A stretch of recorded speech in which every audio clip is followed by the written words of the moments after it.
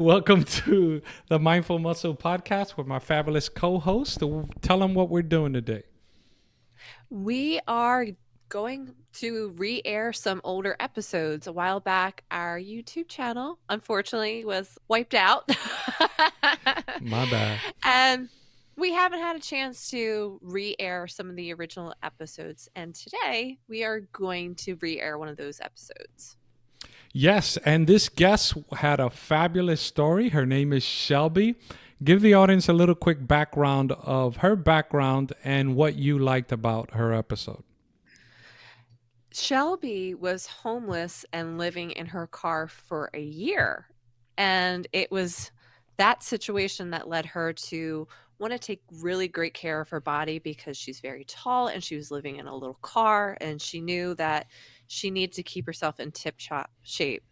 My favorite thing about the episode, I remember right before the episode, I was nervous because Shelby is the first guest we've had on that neither Gio or I knew beforehand. And we're like, what if this person's crazy? What if they fly off the handle? And it was the exact opposite of those concerns. She was a breath of fresh air, so positive, and such a great outlook on life. She's been through a lot and she still can see the positive. I know people, including myself at times, like minor inconveniences and it like could ruin my day, but she's really helped me have other things in mind when I'm going through a challenging situation, and I appreciate her for that.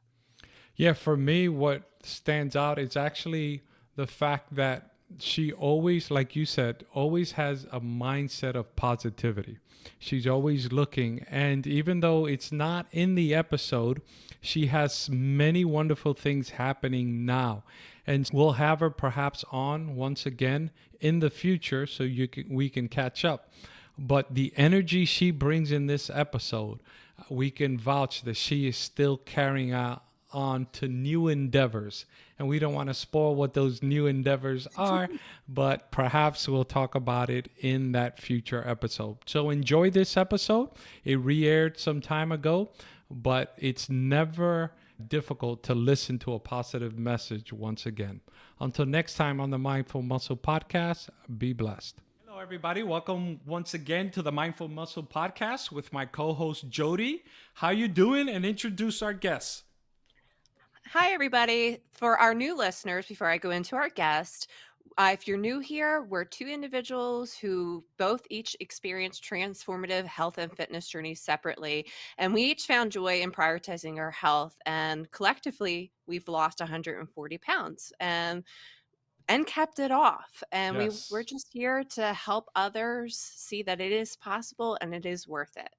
Today, our guest is Shelby. This is actually my first time actually meeting her face to face, and she has an incredible story that it sounded like would be perfect from the Mindful Muscle podcast. How are you, Shelby?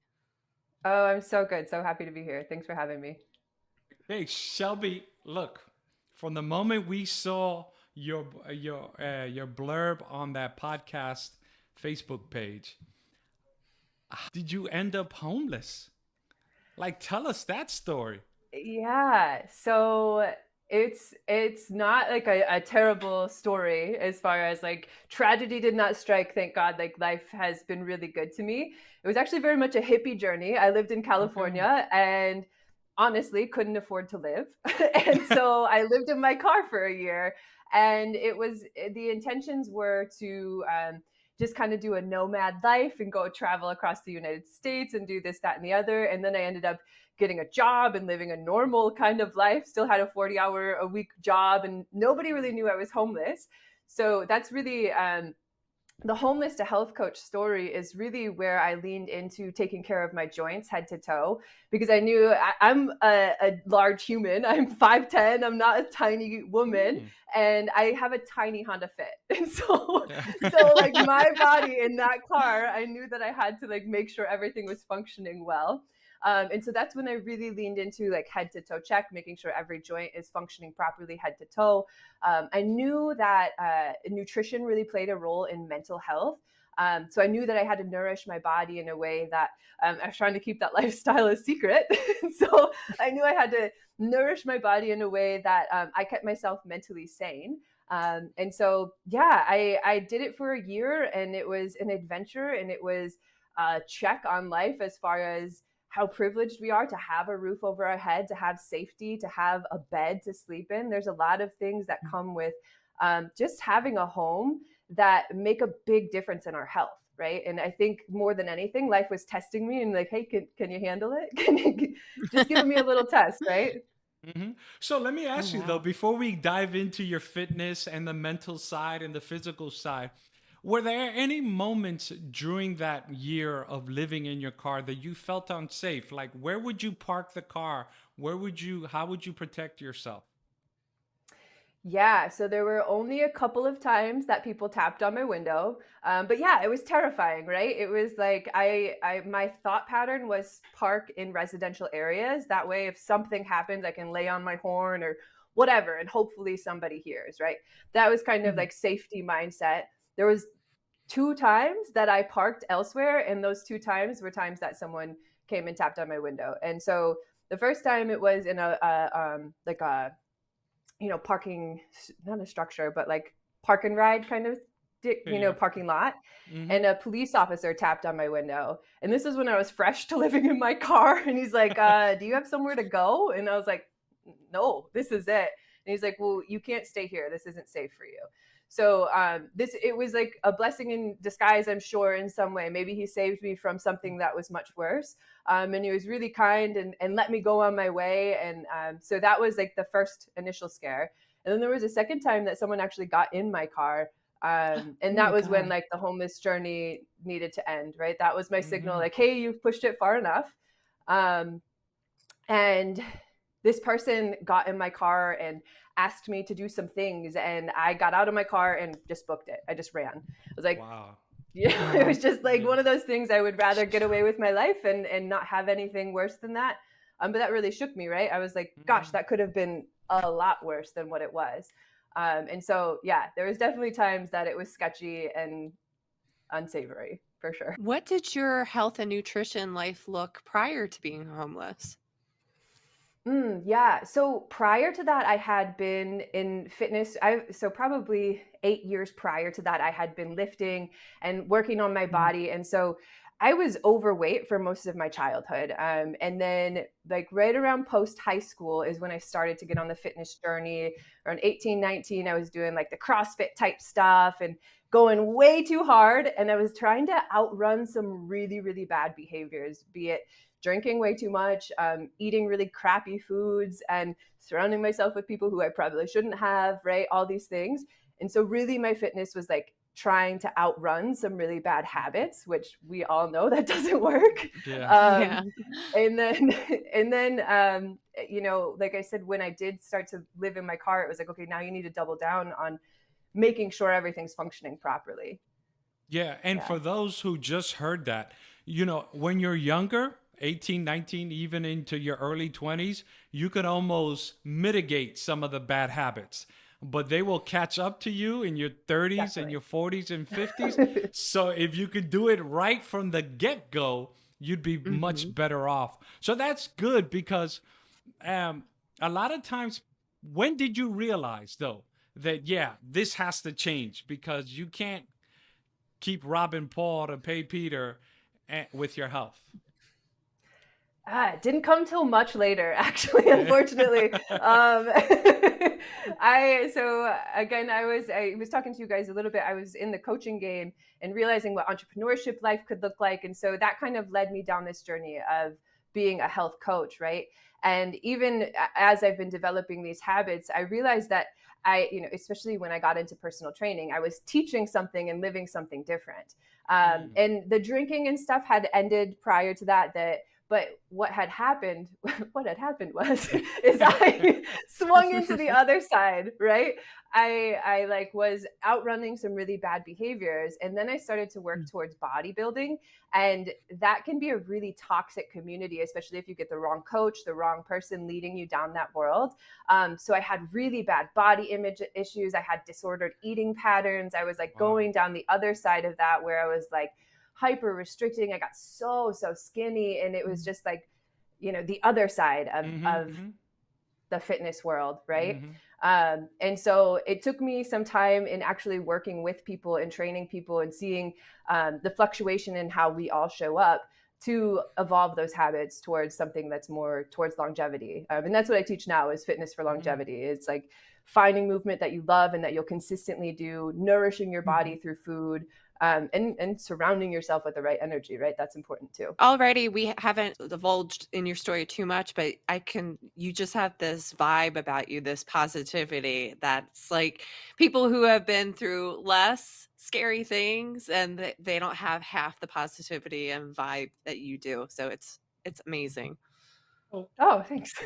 Yeah, jumping off Jody's comment, what do you think? Because I tell Jody all the time, if I could capture what her and I have, which is that drive to keep the weight off, and like you have that mental positivity. What would you say makes it click for you that you tried to then instill in others? Because the truth is, if we can bottle that up, we'd be billionaires. So, what would you say is your drive?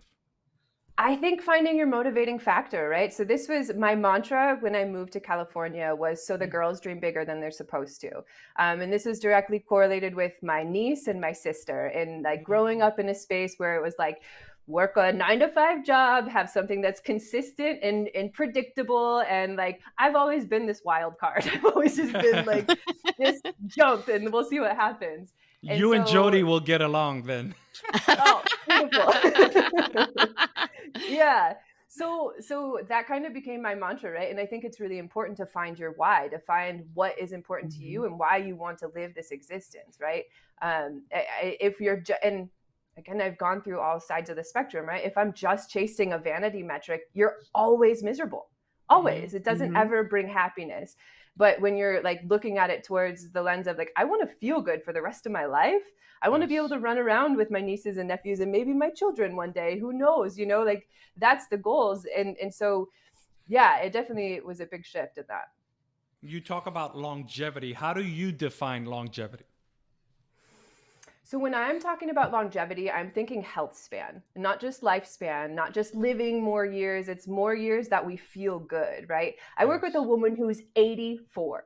She's 84 in the gym 6 days a week. She lifts weights. We work on mobility together. She has her whole routine at home. She's got like a whole rotation. And I'm like, I want to be her. I want to be fit and strong and feeling good and moving through life with happiness. And enjoyment, right? Maintaining ability is what longevity is to me. Yeah, and that's good because, my wife is a medical doctor and now we own our own business, but she used to work in the hospital. And there are differences when I would visit her there and you see a 93-year-old who's, intubated and a whole bunch versus then you see other 93-year-olds running around chasing their grandkids. It's not just about age, it's how you get there. So that being said, using this 84-year-old as an example, what are some of the things you help her with? And what are some of the motivating factors that you use to motivate somebody her age versus somebody, who's in their 20s or 30s and 40s? Okay, so to be fair, I think like motivating her is just I don't even have to. She's the type of person that like wants to learn things. I will teach her something and she's like, all right, I'm gonna do this every day. It's like you don't have to do it every day. So we work on a lot of joint mobility. She has a lot of arthritis throughout her entire body, right? And we know that when we have muscle around those joints, it supports those joints a little bit better, so it takes the pressure off. So that's some goals that we work on, whether it's knee pain, back pain, hip pain, whatever it is. And it evolves, right? Some weeks she's feeling a little more tired. So we go more into like just passive stretching and just kind of relaxing into it. Some of it is just the energy exchange between two humans who like to grow, right? That's kind of a beautiful part too. And so really it takes less motivating for her. What I find is the hardworking moms who are working a job and raising kids and managing a household, all these things, those are the women that are like please, for the love of God, help me find fitness that I can do on a regular basis, because I don't have the energy. I don't want to. And the big thing with that I go into is like, find movement that you like. Like, it doesn't have to be movement that I like. It doesn't have to be movement that, you know, that everybody else is doing. It's like, find something you'll do consistently for the rest of your life, because more movement or some movement is better than no movement, right? And same thing with nutrition. It's like, some veg is better than no veg. Like, Yes. just a little bit is fine.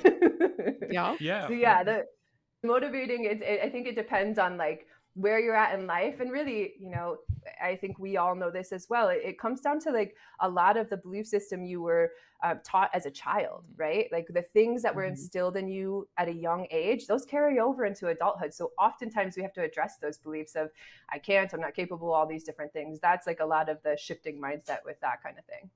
Okay. Yeah. And how did you get into that? You know, because a lot of people, for example, when they think about fitness, go straight to the body, right? The physical aspect of it. How did you get into the mental aspect of it first? My own messed up little brain. If I'm being real, I knew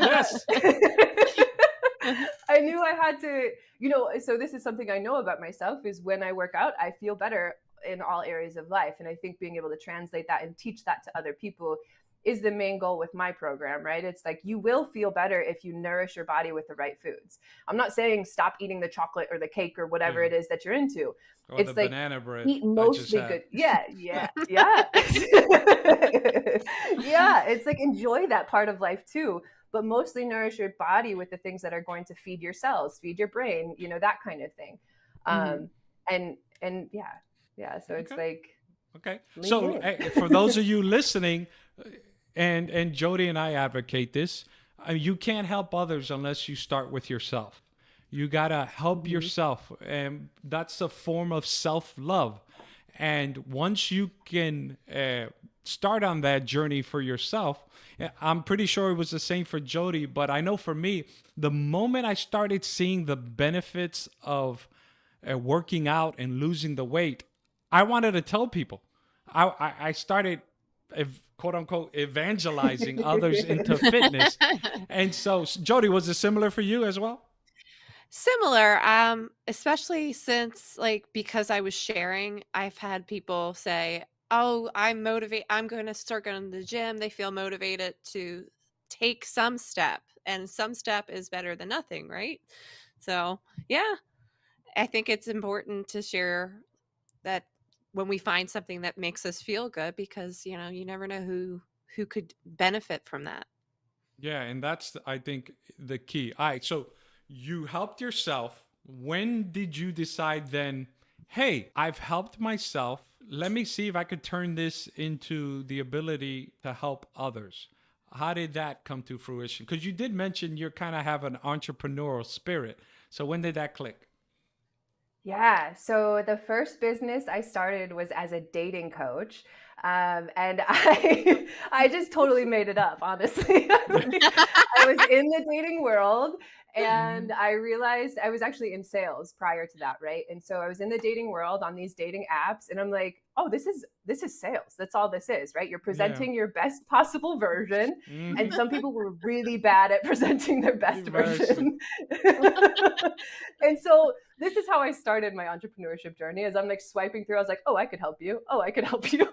And that lasted for a short period of time, because I realized that most of these people that I was working with were looking for happiness outside of themselves, right? Like, a lot of people, when they're like so desperate for a relationship, it's like, oh, this person's going to fix me. And it's like, no, again, like you just said, you can only fix you, right? And so from there, it evolved into a little more of mindset coaching. And I worked with people with anxiety and depression, and they kind of just like guide them through action steps and daily habits of like just little things, right? Drinking your water, taking a walk, getting some sunshine in your eyeballs, those kinds of things, to help the mental, right? So that's where that piece came in. And then during COVID, actually, I got my training certificate, and that's when I got into the fitness world. And so I had been working out for a decade myself, seeing the benefits. And then I was like, okay, well, let me share this and figure out how to be in this world. And working for like a physical location, I realized that people who come to me for personal training want someone that will sit there with them for 45 minutes to an hour and make them sweat, and then that's it, right? Like a lot of the times people come to personal trainers that are just like, I just want to work out, I don't want to think about anything else, don't want to talk about nutrition, don't want to talk about mindset or any of the other habits that are so important. And so that's what led me to my own program. And I love it. It's so intimate. It's such a beautiful process to work with people one-on-one on just aligning with how they want to show up in life. It's really cool. So that being said, we'll mention it again towards the end, but let people know now where they can find you, where they can connect with you. We have your Instagram there on the screen, but what other ways can they connect with you? Yeah, you can find me there on Instagram. It's also the same on YouTube. And then my website is gaawellness.com. Grind and Align Wellness is the business. But we call it Longevity Strong, right? So yeah, that's where you can find me. Okay, good. Awesome. And like I said, people check out her YouTube channel. It's well done. Jody and I can learn from her as well. But okay, so now you're helping people mentally. You got your certificate during the COVID. That's when I started my health journey, by the way. Okay. How do you balance it all? Now, or at this point in your life, do you have a physical location where you help people, or is it mainly online through online coaching? So I only do online coaching. I have one person that I've had for a couple of years that I still see her in person. I go to her house. But other than that, it's all online. And I have a program where we have a video series of going through. We always start with just observing the patterns, observing nutrition, and because most of the time we have a pretty good idea of what we need to do. And we just get overwhelmed with all the information out there, right? It's like eat mostly nutritious foods. And we all know what that actually means. But it just is these big words that are and the other side of that is diet culture, right? It's cut, no. And it's just really unnecessary, right? So just start with observing, and then I slowly integrate movement and other aspects. So posture and alignment is a big thing that I talk about, right? Holding your body in physical space outside of the gym plays a huge role in how we feel in general, right? Whether that's confidence or just joint health in general. So that's a big thing that we talk on. I talk about becoming selfish and choosing yourself, choosing those healthy habits for yourself so you can pour into everyone around you. Choosing your hard mental toughness. And I also have a gratitude aspect in there, just because I really believe that there's something to finding the good, finding the positive. Maybe that's just part of my personality, but but there is something to that meditative or that prayerful practice of realizing that we can celebrate little wins, we can celebrate the good things in life and find them if we look for them, right? What we look for, we'll see. Yeah. Absolutely. Yeah. One of your pillars happens to be in the name of one of our previous episodes, choosing your heart. And it was somebody that had an amazing story and they saw the positive in everything. So I'm sure Curtis, he'll be listening to this when it comes out. And just to give you a little background, just to give you a little background on Curtis, 5-time cancer survivor and type 2 diabetic, and yet he chooses his heart and he is positive. He entered a bodybuilding competition and he placed, and he doesn't let it stop him. And so how would you define though choosing your heart? Give us an example perhaps of yourself or a client where you saw the light bulb go off in them and they ended up making the right choice in choosing their heart as opposed to taking the easy way out. Ooh, it just actually happened today. Ooh, fun. Okay. So the client that I've been working with for many years, we've actually struggled with some consistency in working out. And she has, life is hard for all of us. It's hard to be consistent. It's hard to build new habits. And we all have obstacles, right? But one thing that she has envisioned as a happy vision for herself is running outside with her ponytail flapping in the wind and the sun on her face. And she wasn't quite ready for that today. But we had a call this morning. And she's going through and kind of just telling me about life. And then my objective with that call was to get back on track with habits. It's like, okay, yes, life is hard. Yes, things have been difficult over the last couple of weeks, but we got to get back on track, right? And so we set a goal of either doing a Peloton ride or doing some interval training on the treadmill, right? And like just to get her in the habit of running. And she chose to do the intervals, and she's getting on, she's starting to walk. And she's like having this narrative of, I don't know if I can do this. Like we just had 30 seconds. It was all I wanted her to do, a jog, right? And she's like nervous, having self-doubt, all these things. And I have her get on, she's going, and she goes, I just hit 30 seconds. I'm going to go for a minute. And then she keeps going. She hit 2 minutes, and then she hit 3 minutes, and then she hit 3.5 minutes. And her whole thing was like, oh, I'm almost to the end of this lap. I'm going to keep going. Right. So it was like all of this self-doubt. And this is in life in general. We have all these narratives that tell us we can't, we're not good enough, we're not capable, we don't have the stamina, all these things, right? So it was like pushing past those things. And I find that with lifting with myself, like this is why I love strength training, is because my mind tries to talk me out of it every time. Every time my mind is like, nah, you should stop. Like whatever it is, it's like, oh, you could just go to 8 reps instead of 10. But then I get to 8 and I push it to 9 and 10. And I'm like, oh, my mind will play tricks on me, right? So that's really what I mean by choosing your heart. It's like understanding where your mind is like trying to limit you, because really our bodies want to stay, they don't want to expend the energy. Like we don't want to exert the extra energy. We don't want to use the extra calories. So this is our body protecting us in some senses by trying to be like, don't go that far. Don't push so hard. But our bodies are pretty powerful if we lean in, right? So to me, choosing your heart is knowing what I'm like hesitant to say this, but the right choice, like the air quotes right choice for you, right? As far as whether that's movement or rest. Sometimes rest is the hard choice. Sometimes we need to sit and down. we can talk about that. Yeah, let's do it. Let's talk about Okay, rest. good. Yes. All right. So let me give you an example, because Jody and I are kind of on a different spectrum here. I rest. I'm on a current streak of 134 consecutive weeks of working out 6 days a week, but I rest every Saturday religiously. No pun intended. Part of the reason is religion. The other one is because I know how important rest is. I know, Jody, you fluctuate your rest day, right? It kind of moves.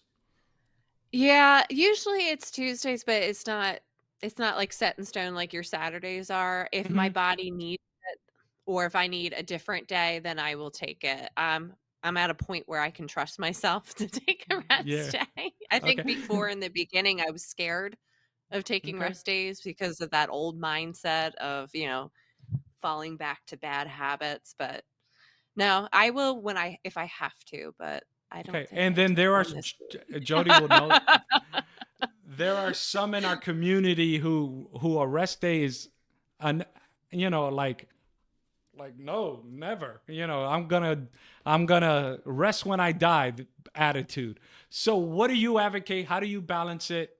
How do you look at rest?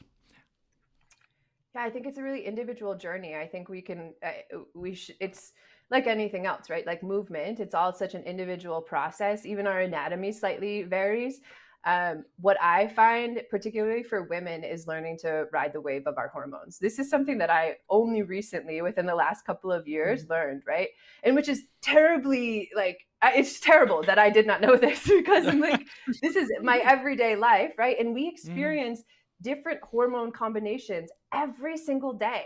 So 28 days, we have a different fluctuation throughout the wave, right? And it's like, our bodies need different things, and whether or not we have the energy or like mental fortitude or whatever it is, sometimes listening to our body is more important than anything, right? So there may be some weeks where I have all the energy in the world and I'm going hard the whole week. And then there's other times where I scale it back. So that's, I think, part of the rest too. It's like not expecting a linear path, not expecting to lift heavier and heavier weights every single time. It's like sometimes you got to scale it back and just go a little lighter. And that in some senses is resting. And that in some senses is like giving your body a little bit of relaxation. And then on the other side of that, I do think like a whole day off of the gym is important. Not that I always do it. Yeah. sometimes I am there and I'm like, you just need to go home. Like, just what are you doing? Well, even But yeah. myself who rest every Saturday, I mean, there are days, some days I'm resting on Saturday and all I'm thinking about is Sunday's workout. And then there are some days where I'm just, yeah, I'm glad I have the day off. And so though, and I know Jody does as well, so we want to hear from you. Like, I still do some mobility work in the morning on Saturdays. You know, I wake up, I have some personal time, then do mobility work. I also still walk. I live in the forest, and so I enjoy the time in the forest. I know Jody does mobility work. When you rest, are you completely like vegging out in the couch? What do you advocate? Because everybody's different. Okay, well, before I answer your question, I just want to say kudos on the mobility work. I don't think that anybody does it in this world or in this industry. There's so few people that do mobility. So good for you guys. That's amazing. Yeah, rest to me is incorporating that, right? I think like Okay. being able to flow through life. I really like animal flow type stuff. I don't know if you guys are familiar with animal No, flow. no, elaborate. No. Teach us something new. So Go ahead. it's much like it sounds, right? There's these different positions like bear pose, and there's like all these different Yeah. animals that they associate them with, but you're just kind of moving your body in all these different ways and flowing in these different positions. You should look it up. It's really fun. It's kind of like a Okay. yoga, but also like body weight kind of calisthenics type workout. But yeah, it just like you move and challenge your joints in different ways, right? So I just think flowing through life and enjoying playing is part of rest too. And then I have two big doggos, so I'm always walking them as well. So that's part of my rest as well. Yeah. Okay. Okay. So we've spoken physical fitness, and we'll get more into the mental as well. But we haven't spoken nutrition. I see there you have a glass of water with some lemon. How do you fuel your workouts? How do you fuel your workouts? I too am a meat eater, Jody. But I used to be vegan, so I went from one spectrum to the other. Well, I used to eat meat. I went the opposite way. Yeah, and right, this is the perfect another example of like everybody has something that works different for their body, for their mind, their soul. It's just like a personal preference. And I think this is really where I lean into with my clients as well. Just like working out, it's like find something that you enjoy.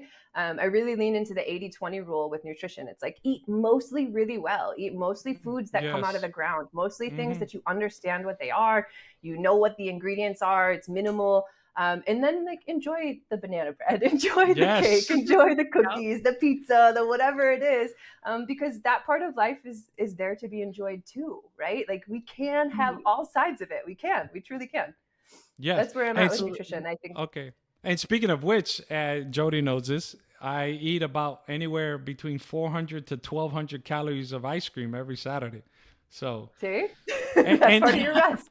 Yeah. And look, and Jody knows this because we understand, having lost the weight, having kept it off. I think that's the important part, keeping it off.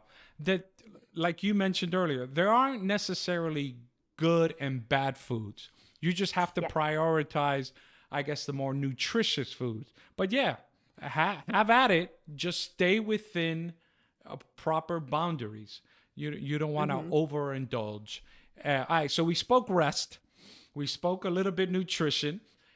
What are your sleeping habits? Because entrepreneurs a lot of times are burning that candle at both ends. And what do you tell your clients, and what do you do yourself? I have always been a big advocate of sleep, like forever. Even when I had the worst of habits, I still was in bed at a reasonable hour. So now I'm in bed by right around 9 o'clock. I try to be in bed by 9. I'm up at 5:30 or 5:30 feeding my dogs. So I know that like in order to get the full 8 hours, I'm going to bed. And I've always kind of liked that anyways. I like mornings. So that works for me. That works for my lifestyle. I do advocate for 8 hours of sleep for any of my clients. A lot of them don't. A lot of them are like, well, my only free hours are when my kids are in bed, right? And so it's like finding a balance for what works for them. And you know, my partner and I were just talking about this. I'm not the type of trainer or the type of coach that's like, here's my method, you must do it. And like, have something that's specific for your life. here are my, suggestions. But yeah, sleep and hydration, right? Those are two Hmm. super important aspects of wellness that we don't talk about very often. Yeah, speaking Mm. of sleep, I'm normally a night person. Like if I just followed an undisciplined life, I would go to bed way past midnight. But I've taught myself, like you and Jody as well, we both go to bed around 9 o'clock, 8 o'clock, around that, and wake up around 5. Well, sometimes Jody used to wake up at 3 in the morning. She could tell you that. But what are you? Are you naturally a night person or naturally a morning person? I think I'm naturally a morning person. I think I've Okay. always worked early in the mornings anyways, and so that's just kind of been my maybe what has been ingrained in me. But yeah, I function. No, that's not even true. I was going to say I function best in the morning, but that's not true. I don't want to talk to anybody. But I love the mornings. I love a couple of hours in the morning to do whatever I need to do to get into my day. And that's why I like the mornings the most, is like I don't want to rush into my day. I want to be able to ease in and flow kind of thing. So, Okay. but yeah, I've always been an early bedtime type of person. Granny hours is my deal. That- Actually, that's what Yeah. Jody says, right? Granny hours. Oh Yeah. yeah, and Jody, what are you up at 3 o'clock in the morning for? Go ahead. Yeah, that share was with her. when now I mean today was 3:45 in the morning. Just to make sure that I am out the door and at the gym right at 5 a.m. because I try to get home in time for my oldest to get on the bus, which doesn't always happen. He's 13. His bus comes at 6:30. So it takes like 15 minutes to get to the gym. So I like to give myself enough time to get in and get out. But yeah, I'm great. See, there's some But I'm not determination to naturally a that. morning person. Yeah. Okay, that's such a good example too, because there's some determination to that, like getting up and getting it in before your day starts, because it's like that's how important it is to you, that like that needs to be Yep. priority first thing. It's cool that you've developed that. So did that develop like early in your fitness journey, or is that something that developed over time?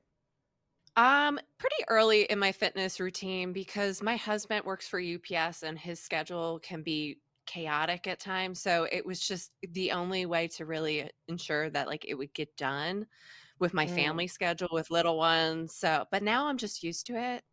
And I prefer the morning vibe with the gym people versus later in the afternoon. And it's just, I'm not trying to pick on young people, but like they don't put Yeah. equipment back, they don't pick up trash, and one of my friends said it smells like Axe body spray in here Oh, at mercy. 2 p.m. But like I just like the Yeah. morning crew. It's like we're all suffering together. So Jody works out at a gym and I work out at home. I have my own nice gym at home. So I know Jody has told me that she's gotten comments like, "Oh, you're so lucky you get to work out." What are some of the excuses you hear people try to use on you or just in general? And how do you try to motivate them to get beyond those excuses? Um, a lot of it is time restraint, and then I'm just not ready, right? A lot of people Okay. think they have to get ready to do fitness. And it's like, no, this I is know. this is how you get ready to Yeah, do exactly. fitness. I got to get in shape to do fitness. Yeah. Yeah. And I think that's part of the initial hurdle. And the motivation doesn't come beforehand, it comes after. And I think that's where we get it messed Mhm. up, is like we don't decide like, oh, I'm so pumped up to work out. Like, actually, no, we have to like make ourselves do it, and then after the fact we're like, wow, I feel so much better, I feel so much clearer, I feel my body feels good, I feel strong, right? So like in developing that habit over time. And then the time thing, it's like Jody is a perfect example. Like, you do what you got to do. Some parts of life apply more pressure, and we have to lean into where we can, right? So it's like the fact that you're Mhm. up early in the morning and doing what you need to do, like that's how you nourish your body. That's your selfish habit, like, right? That's what I would consider as becoming Mhm. selfish, is saying this is what I have to do for myself in order to function well in this life. Yeah. Mhm. Okay. Do you find that women, especially moms, they are more hesitant because they feel like if they take the time for themselves, they are being selfish, but in a negative way? Yeah, that's definitely I work mostly with women, and this is really where like I leaned into this becoming selfish habit, because I've had the selfish habit for quite a while, and I've been able to like really lean in, right? I don't have kids, so it's like easy for you to say, Shelby, like, yeah, you have all the time in the world. But then it's also like we know that if we're not taking care of our physical vessel, of our mental health, of our spiritual health, all these things, then we're not going to pour into the people around us very well. Maybe we can, maybe we're pouring from an empty cup, maybe we have a short fuse because of that, right? But if we can like really fill ourselves up first, maybe we're not pouring from a desert of a cup, right? We're like not scraping from the bottom of the barrel. We're actually able to give some energy that we actually want to put in this world, not just our like scraping Absolutely. up, right? Yeah. Yep. Okay. Yeah. I Good. feel like, to me, because I prioritize myself, I love myself better. I feel more comfortable in my own skin, and I'm a better, happier mom because of it. And I can't expect my kids to grow up to be healthy adults if I'm not showing them by example. Yeah. Yeah. And like you can only pour into your kids what you're pouring into yourself, right? Like that's such a beautiful Mhm. habit to have and to just live the example of. I know like your kids see what you're doing, your kids see how you're engaging Absolutely. in this world, and like they're picking up their belief system based on what you're doing around them, what you're saying around them. And so it's like, you know, being intentional about how you show up in that is important, you Mhm, know? mhm, Absolutely. I'm And sure both of especially you know. mindset. mhm, mhm. Yeah. And mindset too, because I know like a lot of people speak to themselves in a way that, if another human being spoke to them like that, they probably sock them in the mouth. But like they will Yeah. talk about themselves like that. And you Mhm, can't fake, you don't want your kids to grow up downing themselves and treating themselves like garbage. So they can't be watching us do it too. mhm. Yeah, Shelby, it's hard though, right? Go ahead. Sorry. no, no, It's no, go hard ahead. because I feel like it's against the norm, what Hmm. we might have grown up experiencing, but it's worth fighting against. And like when you catch yourself having those negative thoughts, be like, wait a minute, we're not going to do this right now. It's Mhm, okay to Yes. challenge that mindset. And I don't think people realize that, you can change that. You should actively change that. So Yeah, yeah, let's 100%. keep it on this theme. So how would you help a woman or a man who is having those negative self-talks? I can't do this. I can't lose the weight. I can't get to the gym. That whole train of I can't. How would you try to help them? Because obviously, in the end, they have to want to be helped. But how would you attack that?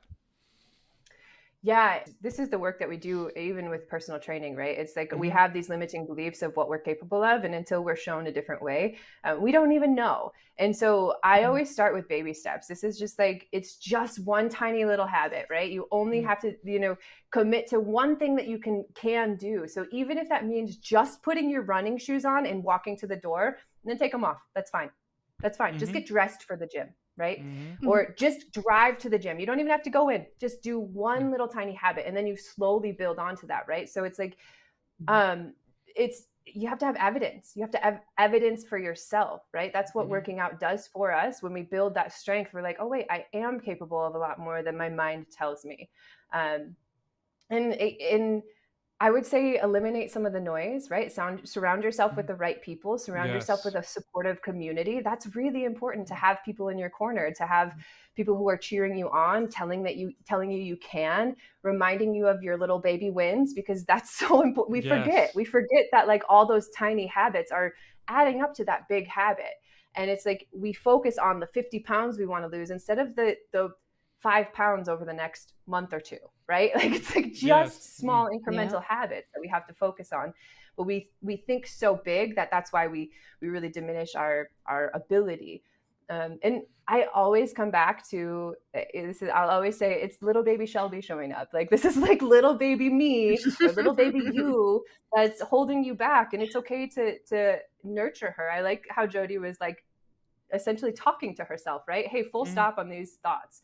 Like, well, I'm not going to think that way anymore. I don't want to think that way anymore. And it's like you do have to Mhm. kind of rewrite the narrative over and over and over and over and over and over and over.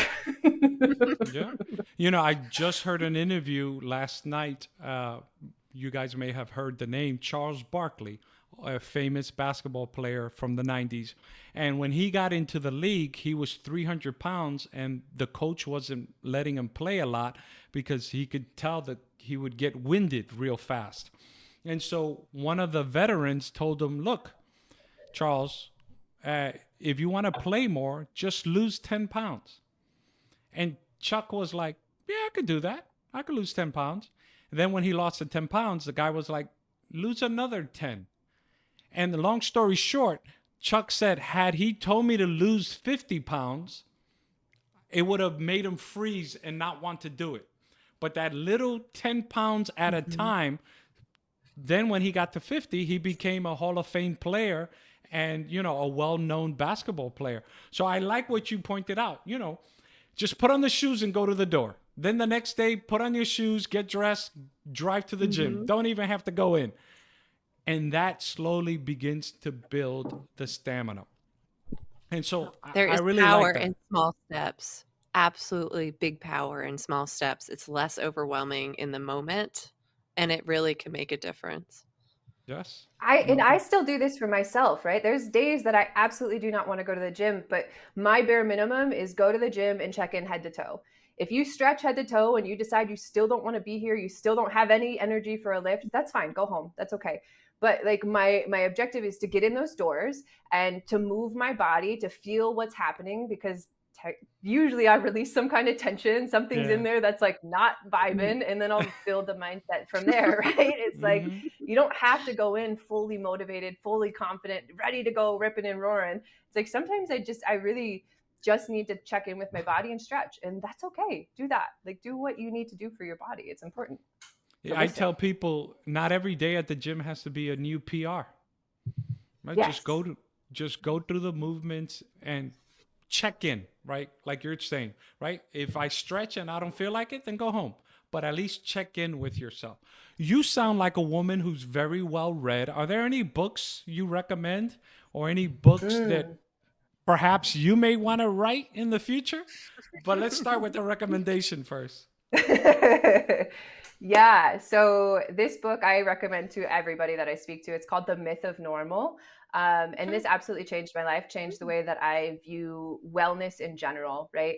The Myth of Normal is written by Dr. Gabor Mate, and he was a family physician who saw patterns in personality traits and just certain behaviors within people, whether that's people pleasing or neglecting your own needs, and in how they associated with disease, right? Okay. And so he associated certain personality traits and patterns with autoimmune disease, and particularly women have a bigger the majority of people with autoimmune disease are women, right? Oh, wow. And that's very much correlated with suppressing our own needs and being the nurturers who are taking care of everyone else before we take care of ourselves, right? That's really where I leaned into the becoming selfish and realizing that, like, if you're not taking care of your body's not going to be working well for you.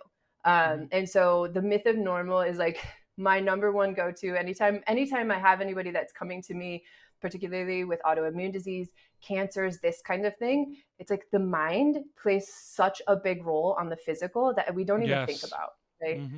Yeah, that's the one I would recommend.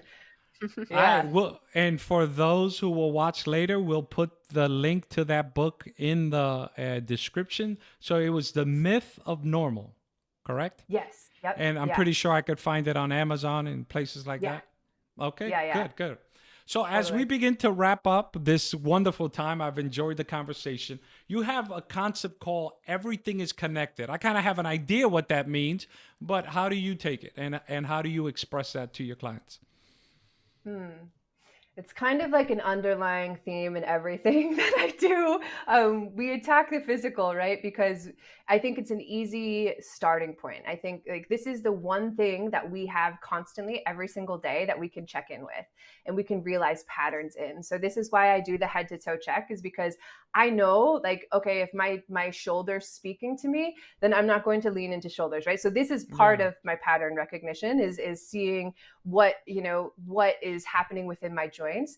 But on a physical level, everything zigzags through the body. So if you're experiencing pain in your shoulder, it's probably actually coming from your hip, a misalignment in your hip or something like that. Same thing, pain in your back, pain in your knees. It's probably somewhere else within your body. And that's really, so that ebook that I wrote, that is really about how everything is connected physically. Is if you have joint pain here, you need to address it here because everything is connected. And then the other side of that is the mental and physical. It's directly connected, right? And we talked about this a little bit earlier. Is I leaned into my physical wellness because my mental wellness was not good, and I needed to maintain some level of sanity in this world and try to function. And so that's how I really realized that having a healthy physical vessel will lead me to more of a mental connection, more of clarity within my mental, and a spiritual connection as well, right? When we have a body that's functioning well, when we feel healthy, when we're not walking around with pain all the time, we can connect directly with our God because it's just a little bit easier, honestly. It's easier to be able to tap in. And that's how I see everything is connected. Yeah, no doubt. I tell my parishioners that it's hard to worship when you have an upset stomach.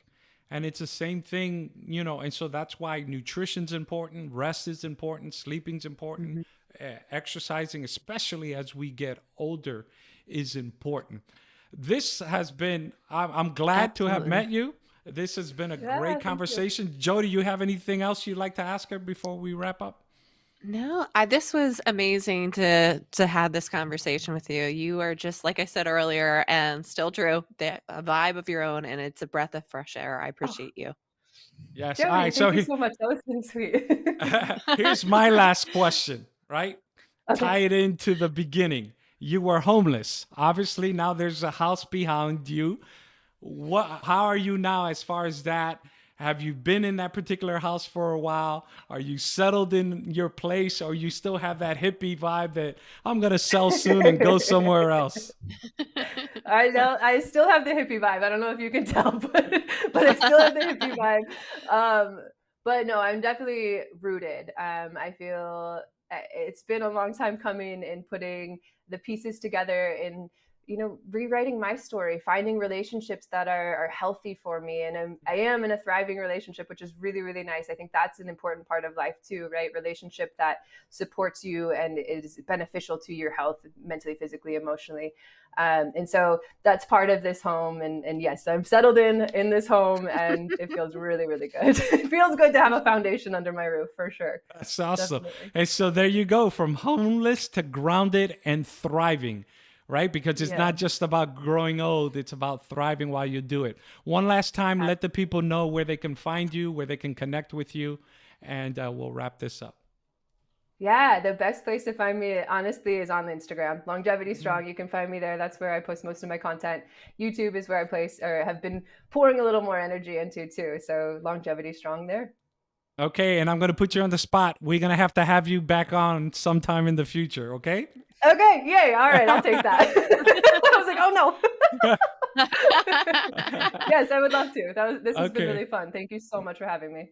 Awesome. Same here. It's been a pleasure. Jody and I know we both love to laugh, and so we've had a good time here. And thank you very much, everybody. Follow her, Longevity Strong, there on Instagram. And I'm pretty sure from there you can find her in other places. She has some free resources that are linked in her YouTube channel. So take advantage, because mobility is important as we get older. Until next time on the Mindful Muscle Podcast, thank you for listening. Bye-bye.